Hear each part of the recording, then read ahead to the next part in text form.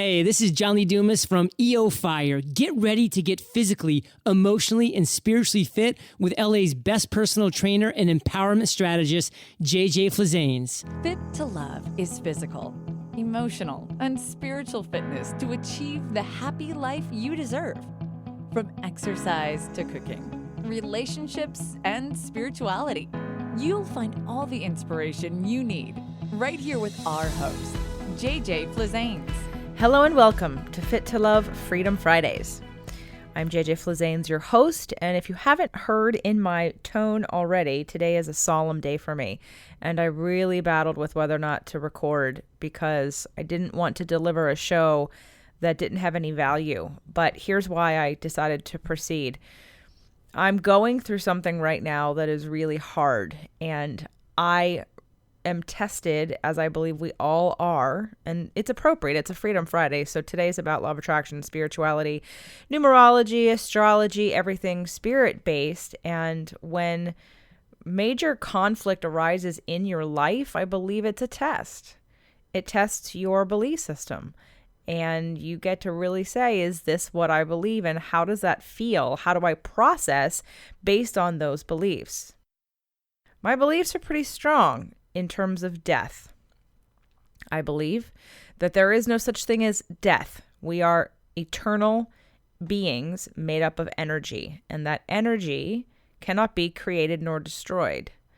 Our physical body can be created and destroyed, and that's what comes and goes, and that's what starts and finishes, but ultimately we are eternal beings. I 100% believe that.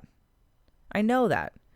I've got friends and loved ones and animals who've passed on and crossed over or transitioned and have come to me in dreams and who feel as alive as when they were here, minus the fact that physically I can't touch them. Now, for a lot of people, that's a hard concept to wrap your hands around because we're so concrete based. We're so about the physical world and what is real. We have this very stubborn, if you will, and short-sighted, I think, view of the world and what is. And just like my original company, Invisible Fitness, so many of the things that we deal with in life are invisible. You can't see emotion. You can't see the physiology and the biochemistry that happens in your body when you eat things. It's invisible to your eye. So therefore, now maybe somebody may say scientists can study it and they can see it under a microscope. Okay, but we can't see emotion. That doesn't mean emotions aren't real. Your love for somebody is real. The feelings that you feel. And maybe we can test that and say, oh, your serotonin levels go up and your endorphins go up. But are we going to really spend that much time? We know what we know. Like feelings give us information and we know what we know. Now, I'm not trying to convince you if you think that we live one life. That's fine. That's for you to believe, and I can respect that. Today's show is really about acknowledging that regardless of what we believe, because I do believe that we have souls that come in and out, that we have past lives, that we will come back again, that we've got lessons to learn, that we've got spiritual contracts that we already put in place before we get here so that everything has a purpose and a reason and nothing is random or an accident. I've been dealing with a cat of mine, Doc. He's my third cat as an adult. And my first two cats as adults I got in college, Sophie and Cornelius, and I moved them with me to New York City and then to California. And when Sophie died, I didn't know how old she was because I rescued her from outside. Someone in college had just left her. I guess they didn't want to take her with them, which was stupid because she was the sweetest cat on the planet. So I was lucky enough to adopt her and had her for at least 9 years and had no idea how old she was. So I was going to guess she's probably around 12 or 13. But when she died, it was very quick and it was very painful because I didn't see it coming. And it was in 2005, very traumatic for me. But prior to her death, I had laid on my couch as a single woman in California as a business owner, struggling up and down financially. Same thing with my heart and with relationships. So I had really acknowledged my little angels of Sophie and Cornelius who were there to support me. And there were times where I literally sat there with them, loving them so much, both laying on me and then crying. And this didn't happen often, but I acknowledge that this isn't going to be forever, that eventually you'll pass on and I'll pass on, but this moment won't be forever. And so I thanked them and I cried before she ever passed. When she did pass, it was very tragic for me because, like I said, it was just out of the blue. I had no idea it was coming, and there were a hospital involved and blood transfusions, and it was heartbreaking. And I cried a lot for many months after that happened. It feels in retrospect like PTSD, like post-traumatic stress disorder, because of the because of how much I didn't expect it to come. In 2007, when I moved in with my husband and his male cat and my 2 male cats, because I adopted Doc in 2006. And so Cornelius and Doc and I moved in with Brian and Diesel. And Cornelius at the time was about 12, and he had gotten a sarcoma on his side. This was in October of 2007. And he and I had the conversation that if it was his time and he wanted to go, I would respect that, but that I didn't want him to go. And that I would try to fight whatever was going on and see if we could heal him. So I took him to the vet. They took off the sarcoma on his side because it was pretty surface. It wasn't internal. It was not a big deal. Fast forward from October to about April or May, he got it again. And this time in a place where we couldn't remove it completely. And that was my sign. He was like, okay, Mom, I'm ready. Like, you're not going to take this one out of me because it's in a place you can't get to. And chemotherapy wasn't really an option, but I got the message. So I had time to grieve. And this was only, when it first started happening, it was only 2 years after Sophie had passed. So I felt like I was sort of ready psychologically. Not that I was ever ready for him to go, because when he did, he was bright-eyed and bushy-tailed. Cornelius looked from his midsection to his head perfectly healthy and normal and vibrant. He just had this mass growing out of his butt that pushed through the skin and bled, and he was licking it, and it wasn't going to stop growing. So that was really another tragic event, but at least I had time to grieve. I had time to be with him, and we just sort of decided when the right time was, and then we ended up taking his ashes with us to Hawaii and spreading it for the wedding. Cornelius was, again, all my animals, and people are very special to me. And now we have Doc. And so Doc was my only cat at the time with Brian's cat, Diesel, and a couple years ago we adopted Domino. Well, Doc's only 9. And I, in my mind, I'm years away from something bad happening to him. He's an indoor cat. He goes outside a little bit. But in my mind, this doesn't happen until they're 10, 11, 12, 13, 14, and older.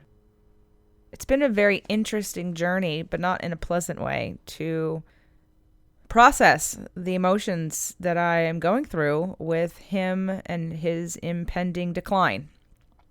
So regardless of the details, my cat, Doc, I rescued him from behind a dumpster when he was 5 weeks old. I had to I had to bottle feed him into eating food and drinking, and he's been my little baby ever since.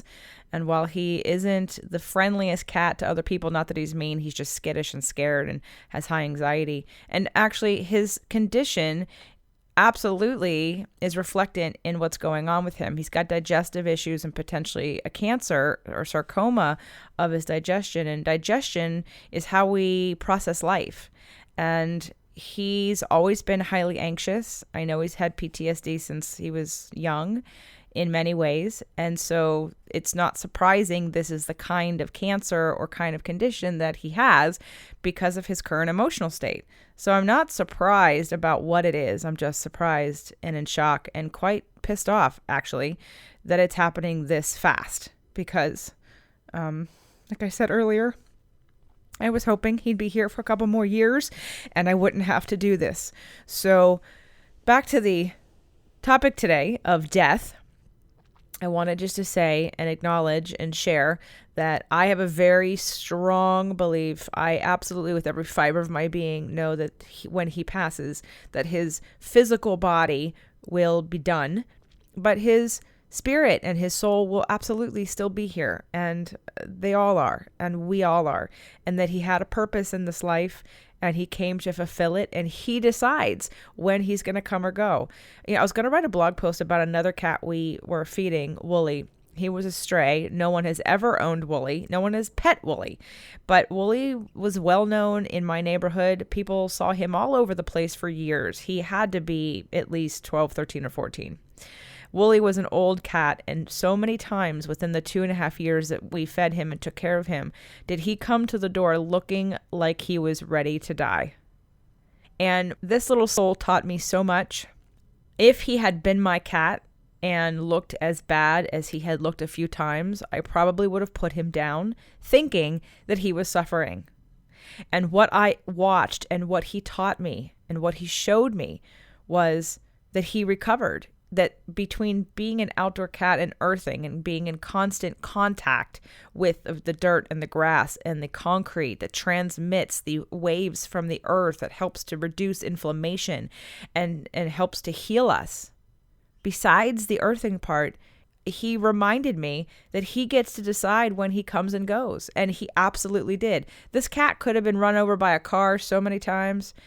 This cat could have been eaten or battled with many of the outside animals. We've got raccoons and all kinds of animals outside. But he survived, and he decided when he was going to go. And I really found that enlightening. And because of Wooly, I am not going to play God. I don't want to decide when is the right time. And I'm sure there's cases where that I may change my mind. But right now, I'm in the process of allowing Doc to decide when it's his time. And I have to tell you, after 2 full days of crying and hysteria, I let him outside yesterday because he came out from underneath the couch and was laying on the ground earthing for 3 hours and started to eat. So while I know that his health isn't good and that we don't have a lot of time left, we may have more time. But the process of grieving and death doesn't change because I believe that he gets to choose, or that he's a spiritual angel of mine that will come back maybe as my son, or as a child, or as another animal that I caretake to, or as a guardian angel. I absolutely, without a shadow of a doubt, believe he will be as strong of a presence in my life when he passes. But that doesn't mean that I won't miss him, or that I'm not going to cry or feel sad or still deal with the anger I have right now that he is going to go sooner than I wanted. So I just wanted to share that. This show is not going to be posted on the blog. It's only going to any of you that subscribe. So I apologize if this was a show that was hard to hear for you or for some reason triggered you. I just thought it would be important to share that I acknowledge that just because you have a certain belief does not mean you will become immune to feeling or to going through the hard times. It just means that the perspective feels better, that I know and can trust that his little soul will still be with me when he passes. And I do have comfort in knowing that, but I'm still going to grieve, and I'm still going to be pissed off and upset, and I'm still going to cry and probably be hysterical for a little while. So since I can't hold it together any longer, I will say, have a great Freedom Friday. Make sure you love and hug everyone in your life, because every day is a gift. The Fit to Love podcast show offers you 6 days a week of helpful content to achieve the happy life you deserve. Movement Mondays and Tasty Tuesdays are weekly video casts, while Wellness Wednesdays, Thoughtful Thursdays, Freedom Fridays, and Sexy Saturdays are audio-only shows themed every week to address your holistic life and needs. If this show inspired you, we would love for you to share it and subscribe. Thank you so much for joining us today. Head on over to fittolove.tv for recaps of every show, resources, and to join the community. That's FIT, the number 2, LOVE.TV. Have a fit and fabulous day.